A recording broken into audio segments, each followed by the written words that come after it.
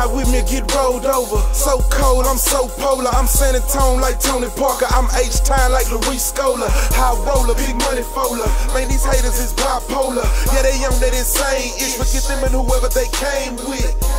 We don't mess with the lame, hell now. We been getting to the money, I've been trying to tell y'all, cause that's the only thing that matter.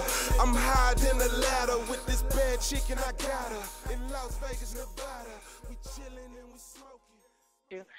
So Kyle Lee, where does that name come from? Man, that name comes from me being a basketball player, man. I'm an old school cat. I don't even know if you know me, you might. But there's a movie called Above the Rim. Tupac was in it, Dwayne Martin. The star basketball player in the movie was named Kyle Lee Watson. And I used to play basketball, in my younger days. I went to college and everything, but as far as me being good in my younger days until I got injured. But I was a big-time hooper. In the state of Texas, I was ranked number 5 coming out of Texas in class of 99.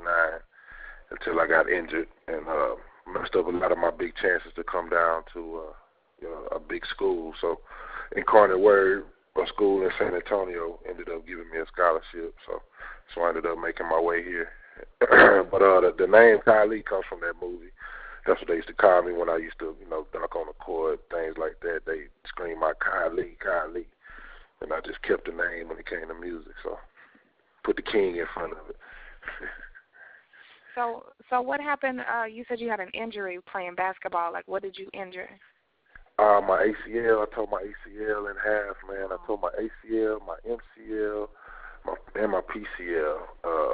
My senior year, right, like at 1998, Christmas Eve of 1998, I was playing in a tournament, and what's the name of that? In Houston. It wasn't in Houston. It was a city right on the outskirts of Houston. One of the smaller cities. I can't even think of the name right now, but hurt my leg out there, and shit, it messed up everything as far as me going to like a North Carolina or a Duke or something like that, So once something like that happened to you, you just kind of, fall into a state of humbleness and get appreciative of everything that come your way, So, but that's what it is, man. That's what brought me to San Antonio, though. School down here is the only one to still give me a scholarship after I really got hurt. So, you know what I'm saying? So hold on 1 second. Hey, man, I'm gonna smoke with y'all, but I gotta do this interview, so I'll be cool. All right. Hello. What's up? Yeah, I got a lighter. Man. Yeah. Go ahead. I'm listening. I'm sorry to cut you off. No problem. So are you originally from San Antonio or you're not? No, I wasn't born here. No, I was born in Houston. Yeah, I was born in Houston. But as far as Kyle Lee, the rap artist, he was born in San Antonio, though. I didn't rap before I came here.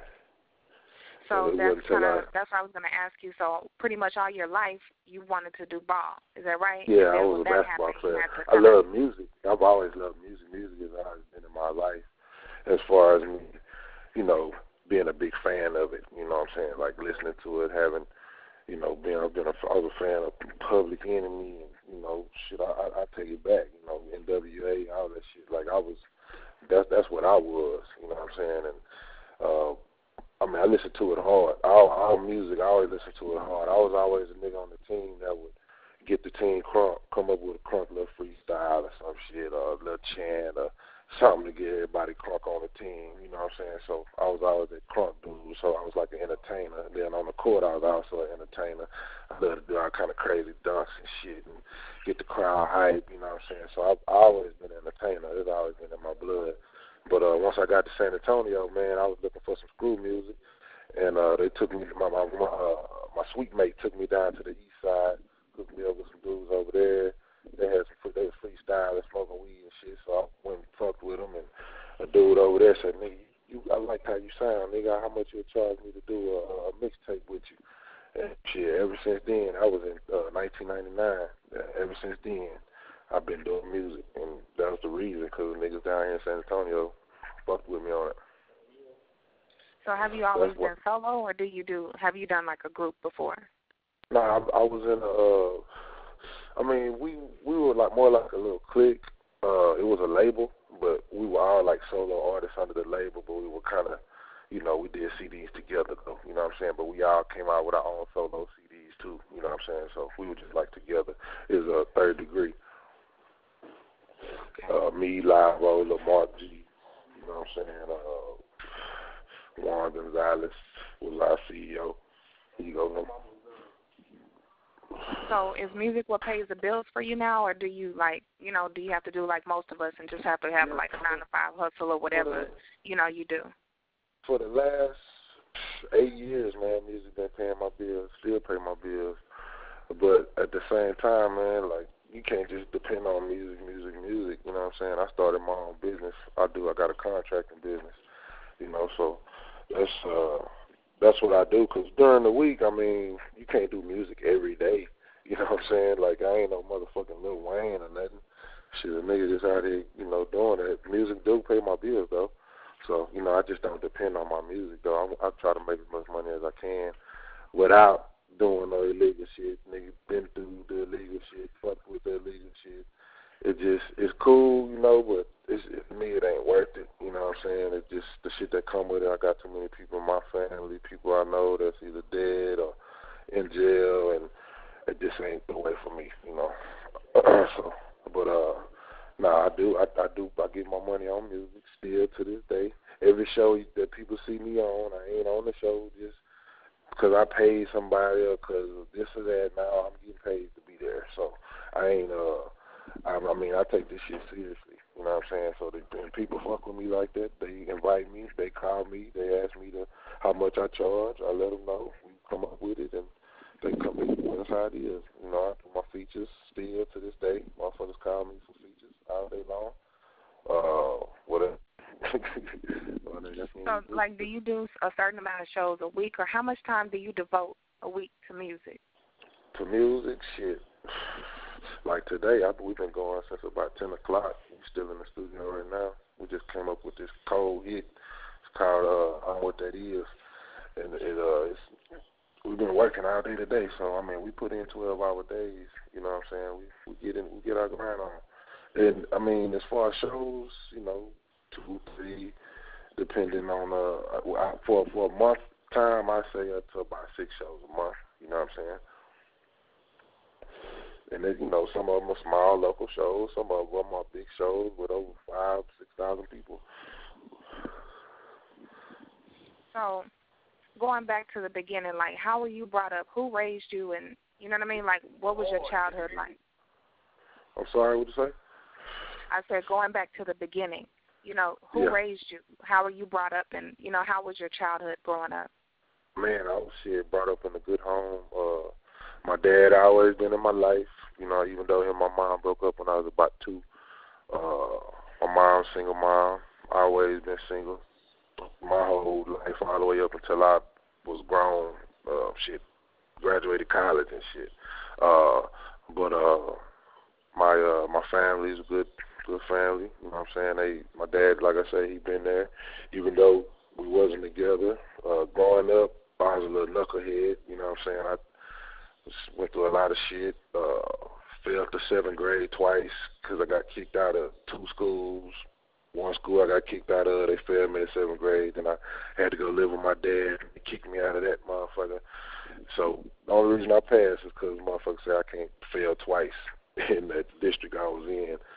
And I found basketball in 8th grade. And ever since then, I had to learn you had to pass to play. So, you know, no matter what it took, I made sure I was going to pass. If I had to get girls to do my work, if I had to be nice to the teacher, whatever, shit, I love basketball. So I did whatever I had to do to play. And that's what really saved my life, really, going through that. So, but, I mean, my family wasn't no poor family. We wasn't rich either, you know what I'm saying? But my mom, she was an educated lady. You know, she was a teacher, you know what I'm saying? So she did what she could. She ain't no baller or no shit, but, you know, she supported me, and we wasn't living bad at all. It was, you know, not even middle, you know, kind of middle class, I guess, you know what I'm saying? She was able to take care of me, not give me whatever I wanted, but she was able to take care of me, you know what I'm saying? So, and my dad's always been... I think most teachers are underpaid, you know what I mean? You say, well, yeah, you know what I'm saying? We wouldn't know what rich people, her. She was able to take care of me. So, you know, I don't ever remember no hard times and shit like that. You know what I'm saying? So being with what you went through as a child, growing up, going to school, flunking through 7th grade a couple of times, what are your thoughts on education? And would you say it's important for the youth to go to school, finish school, go to college? Or, man. I mean, at the end of the day, I'd say like this. I got through school. I hate school. You know what I'm saying? To this day. And part of the reasons I figured out I hate school is because my junior year of college, they diagnosed me with dyslexia. And they said I've had it my whole life. Nobody knew. And like I say, I did whatever I had to do to pass. I was just passed. And I ended up watching The Cosby Show, and Theo had dyslexia, and everything he was going through was everything I was going through. And that's how I found out I had it. So I think that going to school is good, but you got to know what you're going to school for. Don't just go to school and waste no damn money. Like, that's stupid. You know what I'm saying? People just be going to school just to say, I went to college, and you waste all this money, you're in debt, when you should just figure out what you want to do. If you don't know what you want to do, get out there and try to find a job or something. You know what I'm saying? Making money is the best way to go, building up your resume. Like, rapping is cool, but even though I've been chilling for the last 8 years on music money, like, I wish I would have been started my own business and been doing other shit too, instead of just depending on the music money all the time. And I did finish school. I did that shit. I want to be a physical therapist. So that's one of my things. I like helping people, man. Music is just another part of my life I love, but I got a lot of shit like to do. I want to do music to help people, succeed with it, to help people out. But yeah, school is where it's at if you know why you're going. You don't just go. That's what I think. So being that you have dyslexia, do you think that it makes rapping harder? Do you write down your raps, or do you just kind of freestyle most of the time? Both. I write down because I write, stories, or I write different things, just like a writer would write a book. You know what I'm saying? So I write my stuff down, but sometimes I freestyle too. But most of the time I write my shit down and study it. You know what I'm saying? Make sure I know what I'm saying. And, to me, if you're talented enough to do the freestyle and make it come out tight and do your thing with it, more power to you. But at the same time, I think, you should be studying them words that you're talking about too. You know what I'm saying? And really know what you're saying and not just be saying shit. You know what I'm saying? So that's why I write my shit down. But, you got to have that freestyle game if you're some type of hip-hop artist. I'm cool. You need to light it up? Yeah, hold on. But, so what's one of the most important things you learned growing up? To be totally honest all the time. Cool. Be honest all the time, basically keep it real. I'm a family dude. You're loyal. I've learned to be loyal to others and treat others like you want to be treated. You know what I'm saying? Just extend your hand if somebody need help, type of shit. Learn how to manage your life and your money. That's how I was brought up. Real nigga morals. So do you believe in like karma and? Oh, yeah, I believe in karma. Really, I believe if you live your life a certain way and you do shit that you know is bad, as far as hurting other people, stealing from other people, robbing, doing these things to other people, something going to happen to you. It may not happen to you while you living, but when you die, something you're going to have to pay for one day. So, that's the only reason I believe in karma, because of that reason, because I believe in Jesus Christ, and I believe there's a heaven and a hell. So if there's a hell, that means people pay for something. Somebody didn't pay for something, and that's what I believe in. So that's why there's a karma. It may never happen to you while you're on the earth. You may go around killing, shooting people, stabbing, robbing people, doing all this, and that never happened bad to you. I know so many people like that that's bad as fuck, bad as hell. It's bad.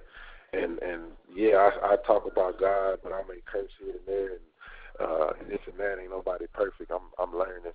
So, I'm trying to get there, and I'm keeping that faith. He got that faith on me. So I'm trying to turn my life into that type of living a righteous life, So I still got my bad ways, but I'm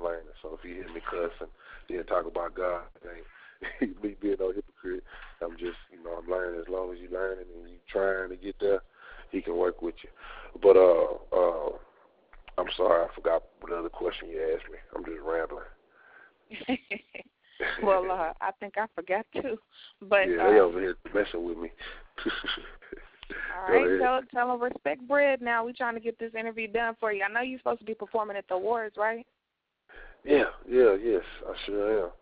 We'll be there. Yeah, so we're excited about that. I know, I look on Facebook all the time. We see Kyle Lee performing this day. Kyle Lee performing. I think you told me you're about to perform with DMX pretty soon in a tour. Is that right? Yeah. We're going on a 5-city tour. For right now, we're trying to extend it, but it starts on December 1st in San Antonio is the first date. So it's going to be pretty nice. Studio 7 off of Evers Road. I don't have the exact address, but Studio 7. So just to make sure I got this right, King Kyle Lee, DMX performing at, you said Studio 7 on December 1st. Is that right? Yes. That's gonna be big. So did you like DMX? Back in the day when he was doing his thing. Yeah. When I was playing ball, when I actually got discovered as far as on the national scale of being a highly ranked player, during my junior year, going into my senior year that summer, I went to this camp and I ran into a lot of big time scouts that were putting me in these different types of elite camps.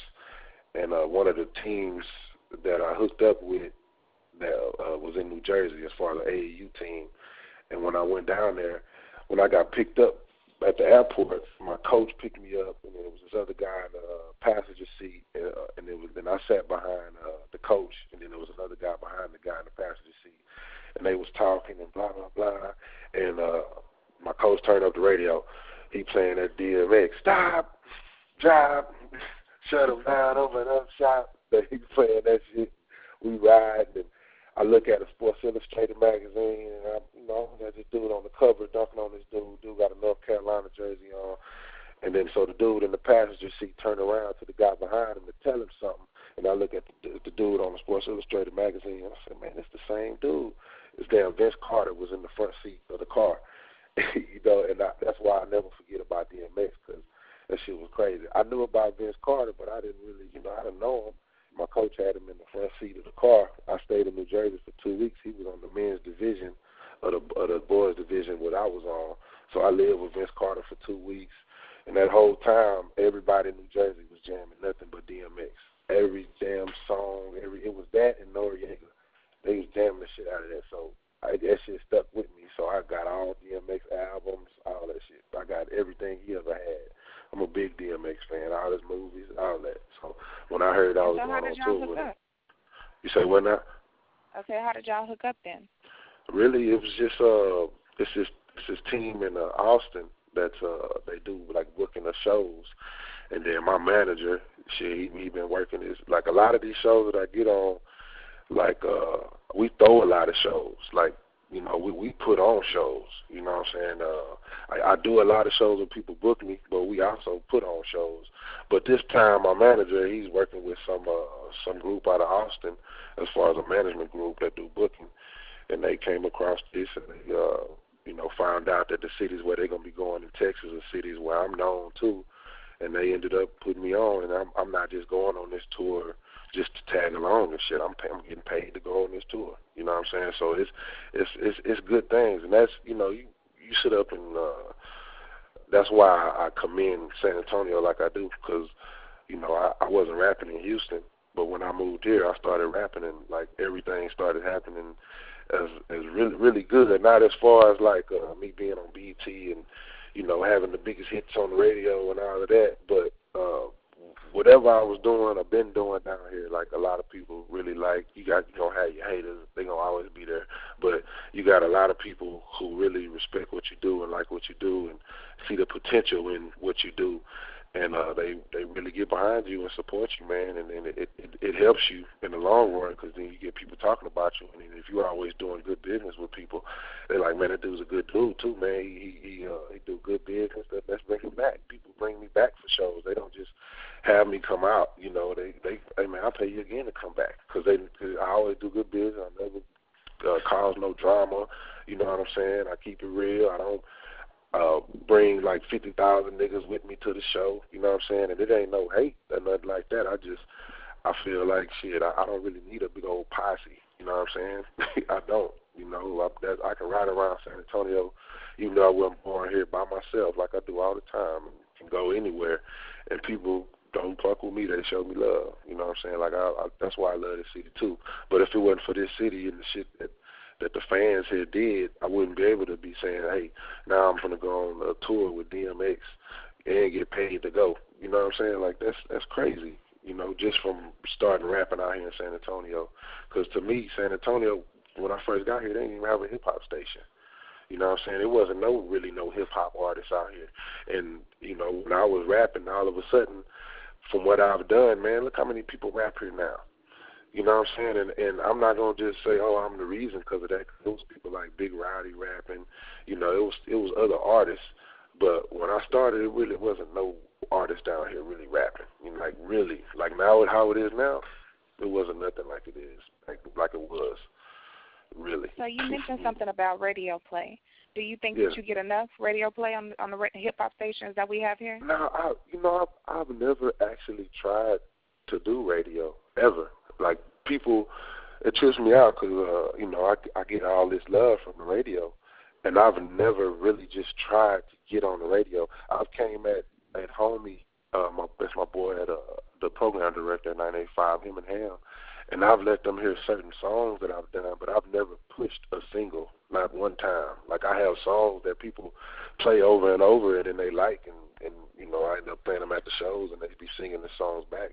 But I ain't never just tried to have a radio single. You know what I'm saying? Like, I've had songs, but I've never registered a song with media base or none of that shit. I'm about to now, because now I feel like it's time. I've done a lot of shit. I've been able to be on the radio and build a lot of relationships with the people at the radio station. And, you know, I do a lot of my shit because I don't have millions of dollars. You know what I'm saying? All I can use is my good name and the things that I've done to get me where I need to go, and my hard work and all of that. Like, that's what I use. I don't burn bridges and keep good relationships with people. Because a lot of people you see doing stuff, people got to spend a lot of money for that stuff, man. You know what I'm saying? I use what I got. You know what I'm saying? And now the relationships I got built with the radio and these clubs, I don't got to pay for clubs. You know what I'm saying? I ain't got to pay to do it. I'm finna have my mixtape release party at Empire. They gonna promote me on the radio. They showing me all kind of love. I don't got to pay for that. You know what I'm saying? It's coming off of my good name and the love that I done showed them and what they done seen me doing out here. You know what I'm saying? So that's why I really do, you know, rep San Antonio like I do, because, shoot, this is where it all started for me as far as the music, man. So if there's like a young guy out there right now and he's looking to, you know, get into music, that's his passion, what's one thing that you would tell him, you know, that would it just be building good relationships with people, or what's a good business strategy for the young man to have? Focus on yourself, learn yourself, get out there and make your own money. If you got to work, if you got to do whatever you got to do to build your own shit, like, do the shit yourself. Don't sit up and expect somebody to do it for you. Don't expect to get with a big-time label and don't expect all of that. Do it. If you really want to be an artist, put all your money into coming up with about 5 singles. Pick the best 5 beats you can ever pick. Don't just pick them just because you like them. Go ask somebody that you know. So go ask somebody you don't know if they like the beat. Like, get out there and push the beat around so people could hear it. You know what I'm saying? And then once you put them 5 songs together that are your songs, then you go out and have listening parties or just pass them out and see what people think about them. And whichever the top 3 songs that people like, get out there, push them. You know, that's what I do if I was an artist. If I would have like first started, because I put in so much work. Like, I got my Best of Kylie CD Volume 1 I just put out as a 31-track CD, but I got 4 volumes of this CD, and each one's gonna have about 30 to 40 tracks on there. So just off of my best of shit, that's probably about 175 tracks. Like, I putting in so much work, and that's just a little bit. Like, I've done over like 3,000 songs, probably way more than that. But a lot of it is just, flows for people that want like verses for their albums. And it's just so many artists down here that want shit. Like, and it's not just Texas. I get features from, I've had people from Germany and, all type of stuff like that. Because I had a song named called Coffin. It wasn't a single I was trying to push. The damn song's called Coffin. I'm talking about smoking weed in the song. And that's what it's called. But it made top 50 in Germany. So ever since then, like a lot of people in Germany be calling me for features and shit. Like it's crazy, the shit that be going on. Like I be having stuff going on where I be tripping. Like, damn, I can't believe that. Like I'm just a underground artist. Like it's crazy.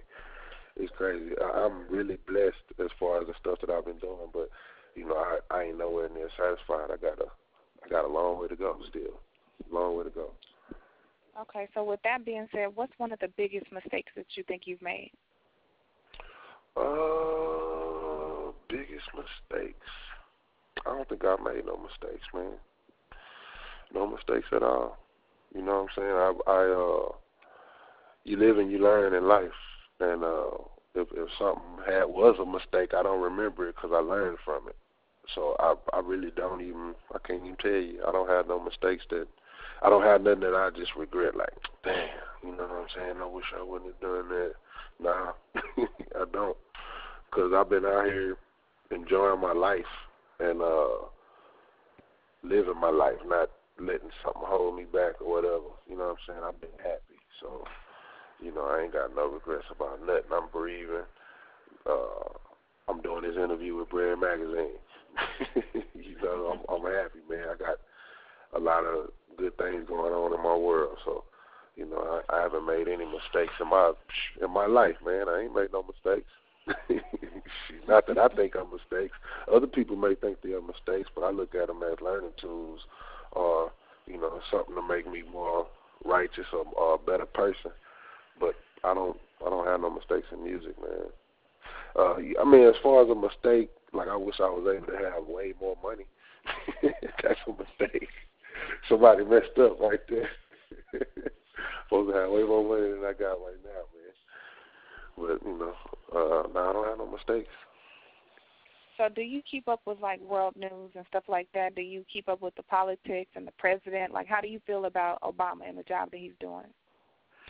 I feel like Obama don't have nothing to do but just be a cool dude to Americans, because he don't do nothing.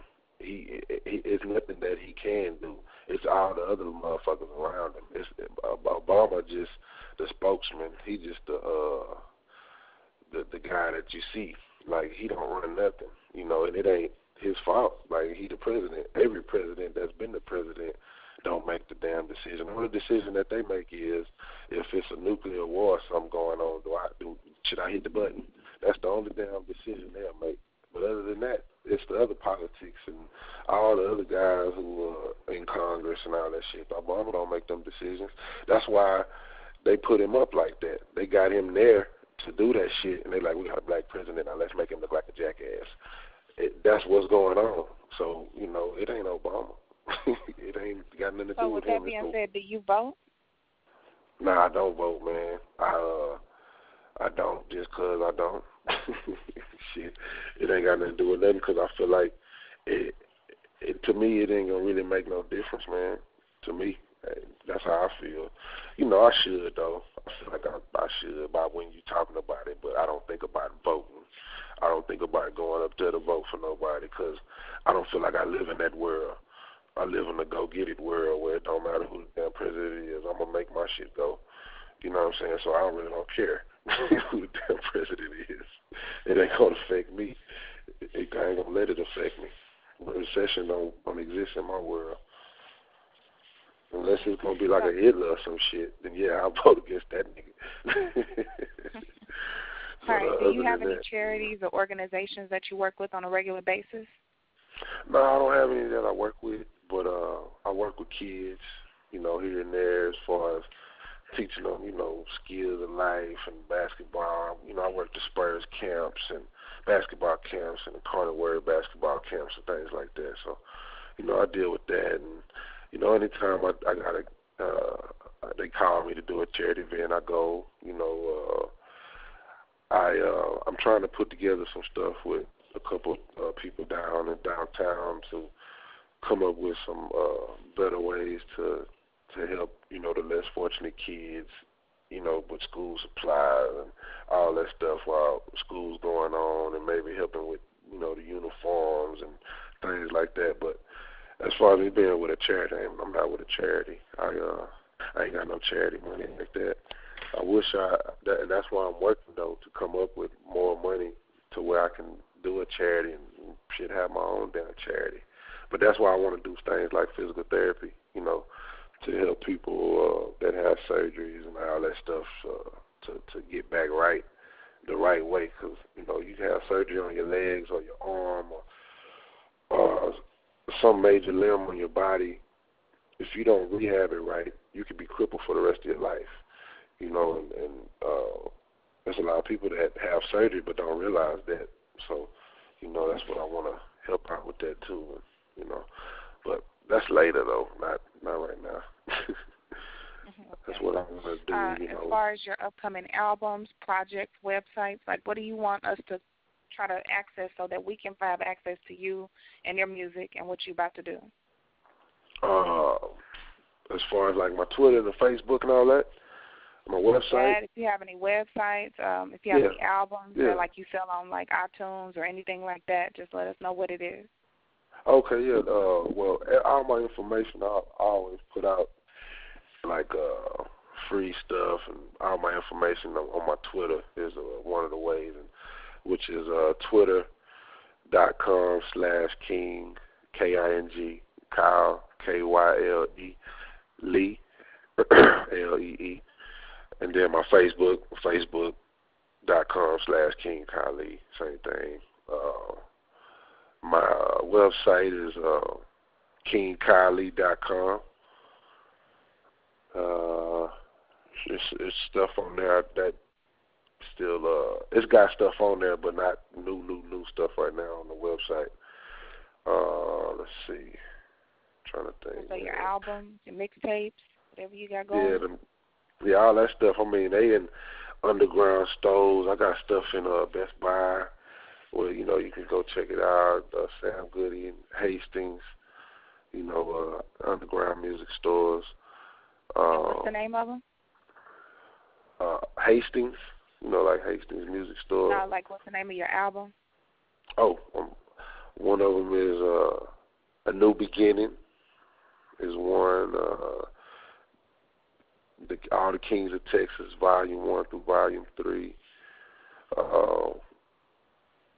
The Best of Kylie that I just dropped. And I got all kind of mixtapes out. But that's what I've been doing, is just mixtapes for a long time.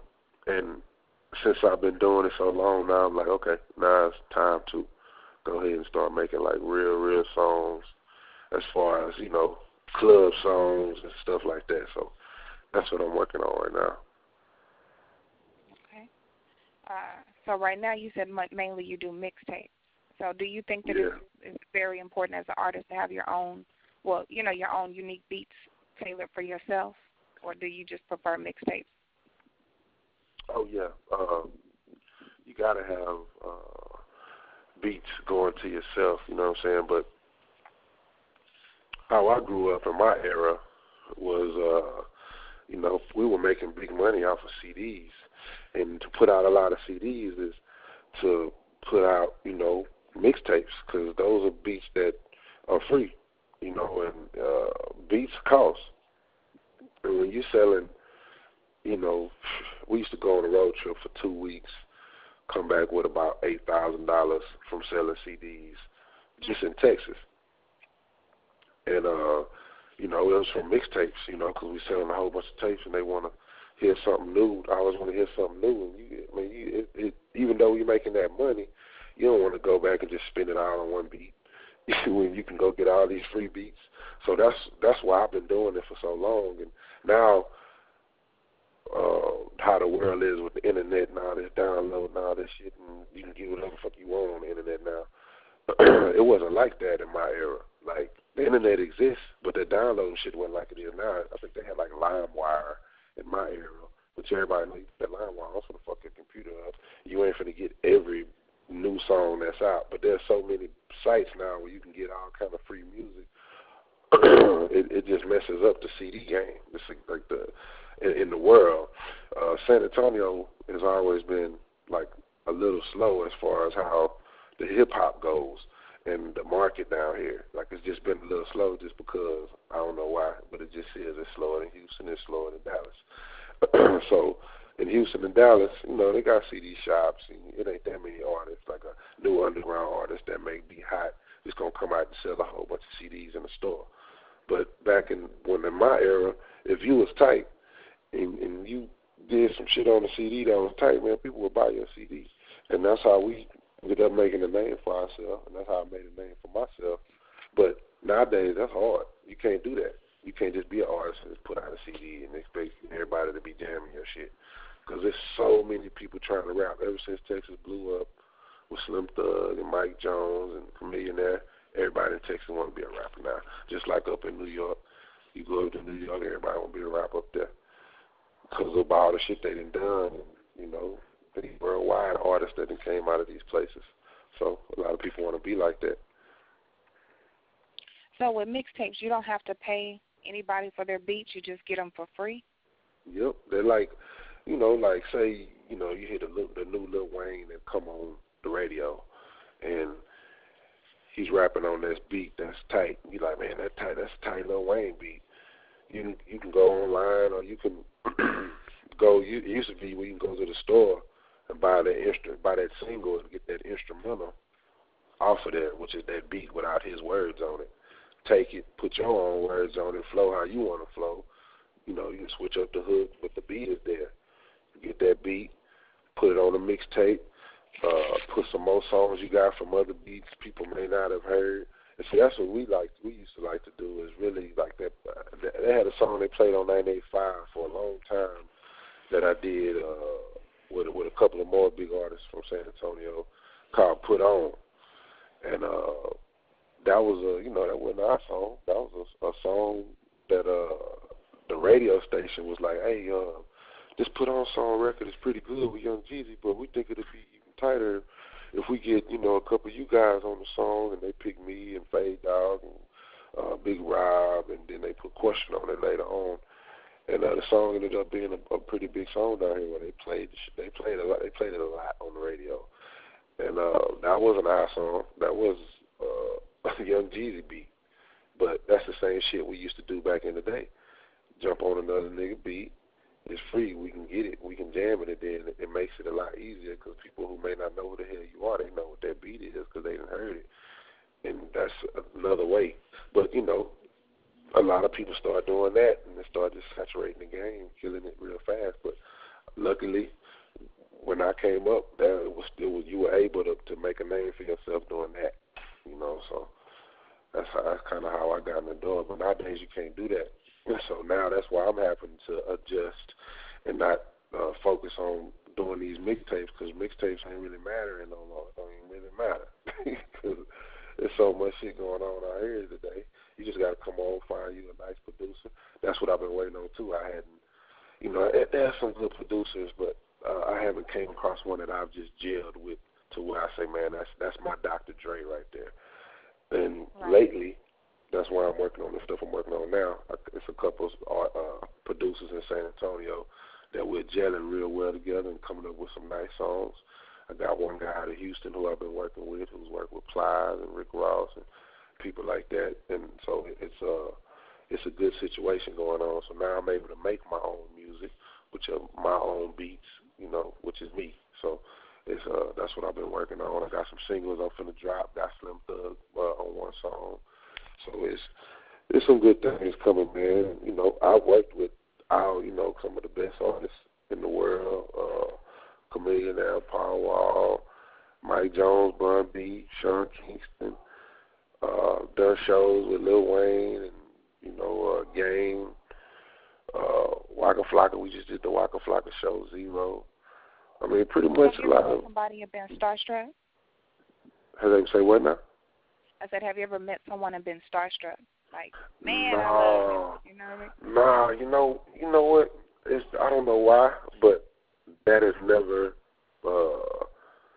ever fucked with me like that, because I feel like we are all people. You know what I'm saying?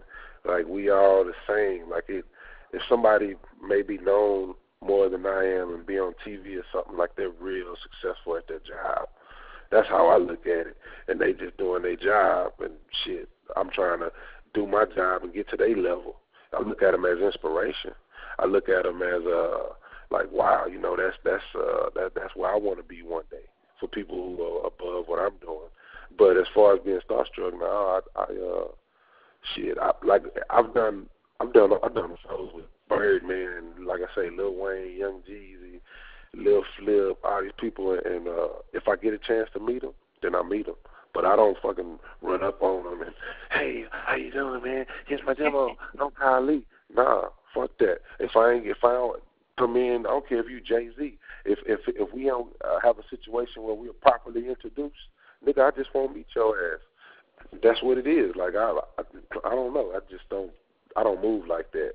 Because I feel like they people. You know what I mean? Just being like, you know, like a kid starstruck. But, you know, like for me, I met Snoop one time. And I swear, like, he was the coolest dude I ever met in my life. You know what I mean? Like, he was he was so down to earth, so real, so cool. And, like, after that, I'm forever a fan. I mean, I was a fan before, but, you know, it's different when you meet somebody in person and you see how they act. Oh, yeah. You know what I mean? How they carry themselves. Once you get to know somebody, you know, you look up to that. Because, I mean, there are probably some people that you may have heard they shit, and man, I don't like that shit. But then you meet them, and you see what kind of person they are, then you hear that music again, and you're like, you know what, this shit ain't bad. You know? Because I done met this motherfucker and shit. You know, I ain't like him at first, but now I see where he coming from. You know? So, you know, that could happen. But, you know, the music, most of the time, somebody got talent, they got talent. You know, just because you meet them ain't going to really just switch it like that for you. But, so do you do your music and, like, evaluate it and then go back over it, or do you just, like, you drop the music, you know what I mean, and then and you're done with it, or do you listen to it like a million times after you make that song? I probably listen to it that first, like, 2-3 days, like I'm in my car over and over and over, and then I'm going to something else, because I don't want to get burnt out on it, you know, especially if it's a song that I really, really like. I don't want to get burned out on it, because I know I'm going to have to present it to people hundreds and hundreds of times. So I want to make sure that I jam it, and I say, okay, it's tight. Now, you know, I'm not gonna just keep on listening to it like that. Now, I study a song to make sure everything is good on it, as far as the levels and the sound, right? Just, you know, things of that nature. But once I do that, then it's kind of like, you know, I don't listen to it no more, because I don't want to burn myself out on it. I love listening to my music. That's one of the reasons. A lot of music I do, you know, it may not relate to a lot of people. You know, I'm not going to say it may not relate. I'm going to say I don't care if it do or not. I care on the fact of, you know, I want to get respected for doing music and have people like my stuff. But at the end of the day, I really don't care, because I do it because I like it. And I know if I like it, it's got to be good, because I like some of the best artists in the world. Like that, when I heard them, nobody knew about them. And them motherfuckers are big time now. Like, there's a lot of artists like that I came up with, that I've met, not met, but that I've listened to. You know what I'm saying? Like, I've listened to an artist like The Game. I heard The Game before anybody ever heard The Game, like, as far as him being on the radio and being on MTV and all of that shit. I heard him on a mixtape, like, way before he came out. And I was like, man, that dude is cold. He finna blow up. You know what I'm saying? Like, when I come across songs and shit, as far as hearing a song on an album or hearing a song that ain't blew up yet, as far as, you know, like a big song or a big video that may win a Grammy or some shit, if I hear it and I done heard it before it gets that chance to actually blow up, I'll be saying, hey, that's that song right there. Like, it's just a good ear that I have. So I know if I like my shit, then it's got to be pretty damn good, because I got a good ear, because the shit that I I be liking, and I pick out that people gonna eventually say, man, that's a hit right there for the radio, and it end up being a hit for the radio, and people like it. Shit, that means I got a pretty good damn ear. Like Snoop Dogg, I heard Snoop Dogg before he came out. I heard him when he was with the 213 with Warren G and Nate Dogg before they even came out with Dr. Dre and all of them. I heard him back then. I was like, man, that nigga, he's gonna be the star right there. So, you know, I'm just saying, that's just how I got to get for music. I love music, though. I'm a big fan. I found out a couple months ago I like country music. I ain't even know. I listened to it, and, you know, I wasn't expecting to like it, you know, but I listened to it, and the songs that I heard, there was some real shit, like they real songs, like they talk about real life shit. You got to get over the all that old bullshit. But once you actually listen to them and vibe with the instruments and the stuff that they playing through the music, you're like, man, these niggas talking about a real situation. That shit just happened to me the other day.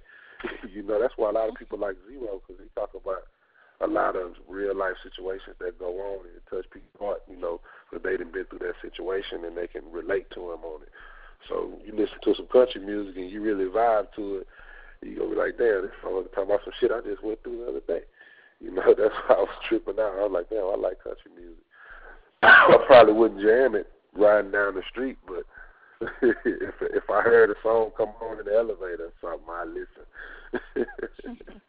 All right, so whether it's your line or someone else's that you heard growing up, do you have like a favorite set of bars or a favorite line that you've heard while rapping, country, you know, jazz, whatever genre it is? Do you have like a favorite line that you've heard? Shit, man. Or that you've done yourself? Man, I mean, I don't know. Just like with artists, I don't have just like one favorite artist. You know, people ask me that shit. They be like, "Who's your favorite artist?" I'm like, I don't have a favorite. Like, I got too many. I like a lot of. I don't like everybody. Like, I like a lot of people, and the people that I like are the greatest. You know what I'm saying? And like, who are those people? Shit, like, you know, Jay-Z, Scarface, UGK, Snoop Dogg got all his albums, fucking Jadakiss. I found out recently I like Cassidy. I ain't never just really got into Cassidy, man, but I just heard this one CD he put out about a year ago. Cassidy is pretty tough, man. Biggie, Tupac. You know, them, that's what I grew up to, shit like that. And as far as, so you don't have a favorite artist, I know you said that. Yeah. What's one kind of person you just cannot stand? Faggot ass, fake ass motherfucker, because, you know, that shit weak to me, you know. It gets under my skin for people to be so, like, fake, you know what I'm saying? Like, in San Antonio, I know that there's a lot of people who are jealous of what I'm doing, and then they'll see me and act like they cool and shit, but then they'll go behind their friend and, man, fuck that nigga, he wasn't even born in San Antonio, you know? But won't say that shit to my face, though. But when they see me and be cool and shit, like, nigga, you know you ain't cool with me. Why you trying to act like you cool with me just because you heard me on the radio? Or you heard your partner jamming my shit? Like, what the fuck, nigga? Like, why you know you don't like me? Why you acting like you like me? I hate that. Like, that is so fucking gay right there. But I've been trying to, like, be cool in my whole life.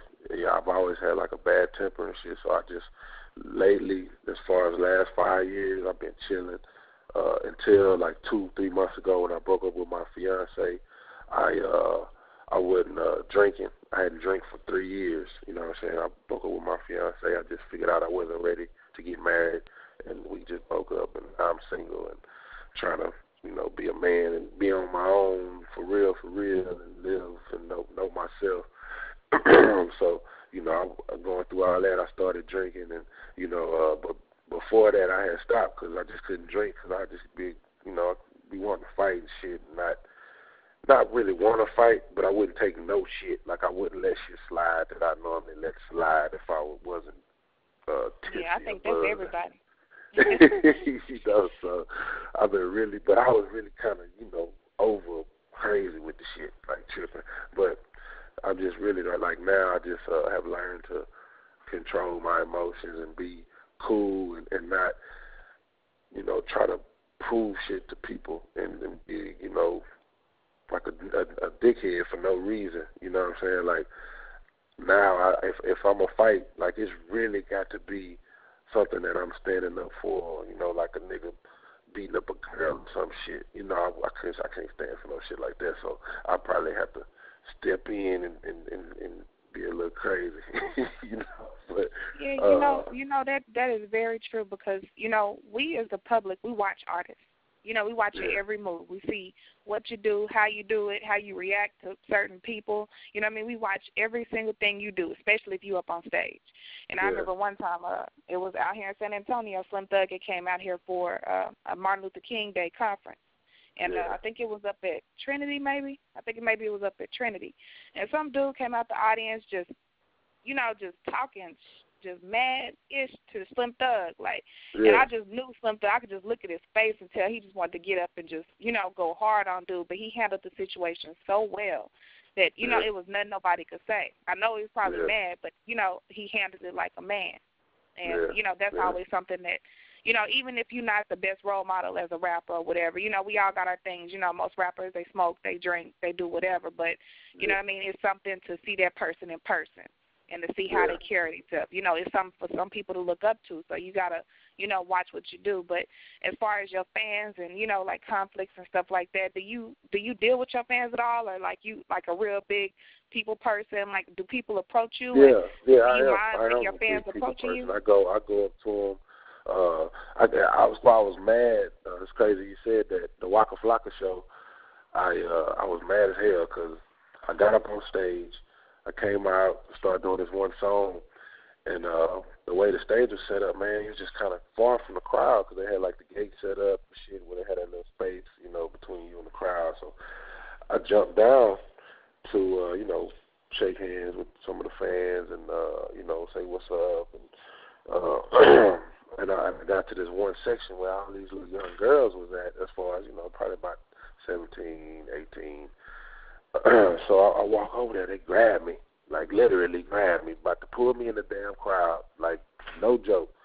So while they grabbing me, I'm still trying to sing because my song's on. I'm still rapping and doing my verse and singing my hook and trying to put the mic to my mouth, and they grabbing the hand with the mic, and I'm pulling with them trying to grab the mic, and then they let go, made me hit myself in the face with the mic. Well, as far as like right in my lip, made me hit my lip. So I didn't know, but they had busted my lip. Like it was a small cut on my lip, and it was bleeding. And I didn't even know. So I'm shaking hands with everybody. And this is at the beginning of my set. So I do all of that, and I, you know, get on stage, get back up there, finish my set, get off stage. And I had a white T-shirt on. I had a jumpsuit on. It was a gray jumpsuit. It was gray and with white, but it was I had a white T-shirt underneath. And I had took the jacket off because I was getting hot on stage. So I walk over to my manager. I'm like, "What's up, man? How was everything?" Because I always like to get critiqued on my shows because I want to, you know, if I'm doing good, doing bad, you know, I want to know where I can come in and have some improvement. And, you know, so I always, you know, and I have people study, you know, everything that I do to help out my performance. So I went up to him like I always do and said, how was it? How was everything out? Everything was cool. And they said, Dog, why you got blood on your shirt, fool? I said, I don't know. Why do I got blood on my shirt? And then he looked at me and said, man, you got a cut on your lip, man. I said, damn, they cut my damn lip, fool. And it made me mad. 17-year-olds got at you like that. You say what? I said, so those little 17-year-olds got at you like that? Yeah, man. I was tripping. Because you ain't no little dude, right? How big are you? You said what now? I said, you're not no little dude, right? You, how tall are you? Yeah, I'm 6'6", 250. Yeah. And they were yanking you. They grabbed me. I mean, they literally grabbed me and pulled me, and I was about to, like, damn near go over the damn gate. And I was fighting with them trying to pull back. I literally had to put some strength into my fight back, too, because they had a grip on my ass. I never would have thought that would have happened. You know what I'm saying? Because like I say, I know I ain't no big artist like that and that. I'm just, somebody who do music and got a little name in there, But the motherfucker grabbed the shit out of me, man. So okay, so we're not talking about the little 17-year-olds because that's jail bait. But as far as like the grown women, what's the craziest thing that like a groupie or whatever has done to try to get your attention? Oh man, girls done pulled out they breasts, trying to get me to sign their breasts, stuff like that. You talking about the whole thing? Yeah. Oh. Shit like that. Motherfucker pull their pants down so I can sign on their ass. Shit like that, man. Like crazy. Like I got beads with Mardi Gras or some shit. Crazy. I at the end of the day, I try to be as respectful as possible, especially if they with a boyfriend. Because until you're doing music, you never will know how disrespectful a girl can be. They be with their dudes, just like women get starstruck, but some shit that's gonna trip you out is men get starstruck big time. Like I've been around a lot of dudes that have been groupie like a motherfucker. I'm like, you're a dude. What are you being a groupie for, dog? Come on. Man, some people love music just that much, I guess. Yeah. Yeah, it's crazy, man. So, it's some crazy shit. But, I like doing music, man. It's one of my passions, especially since I ain't able to play ball like I really want to, Yeah, that shit just hurts too much, man. I probably got like one more question for you, really, because I know it's been about an hour we've been on this phone. I think that's long enough for the interview. But what's your plans for the next 2 years? Next 2 years, I plan to have about 5 to 6 singles that I push really, really hard. Have about at least 1 or 2 good, real albums as far as all original beats and all of that. Planning to, as far as music goes, and then, with my life, just trying to, build up everything is, having all my ends set up, no bad credit, none of that, which I don't really have right now. I don't have bad credit at all, but trying to have everything set up to live for when I get older, all my life insurance, everything just set up the right way. So, once I get to where I need to be, as far as, I'm talking about retirement, all that, like I'm trying to get all that stuff set up so I could just have all that right as far as life goes. I really want to get into something where I could help people out, man, like on a weekly basis, so hopefully in the next 2 years do something like that. But with their music, I'm really trying to, get up there, man. I really want to get to the big time, That's the goal. That's the goal everybody has. So, and I plan to have these, up to 5 big singles. Which when I say big singles, I'm talking about worldwide in music. To have about 5 big singles in 2 years is a pretty, big deal. So that's what I'm trying to do. So we're working on that, man. So it's pretty much it. Just the big things that comes with music. Like that's what we aiming for now. You may get it, you may not, but that's what we aiming for. So. All right. Well, we definitely wish you the best of luck with all of that, Mr. Kali, and we appreciate you for your time. Is there anything you want to say to Bread, or anything you want to? To Bread Magazine, I appreciate y'all, man.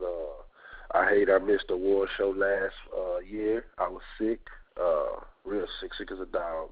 But I appreciate the award because I won Best Mixtape of the Year. I appreciate that. I appreciate the City of San Antonio for holding me down. All my fans, I love you. All my haters, I love you too. Let's San Antonio, we need to come together for real, and support this Bread Magazine thing. It should be a big event. Let's keep it going. right.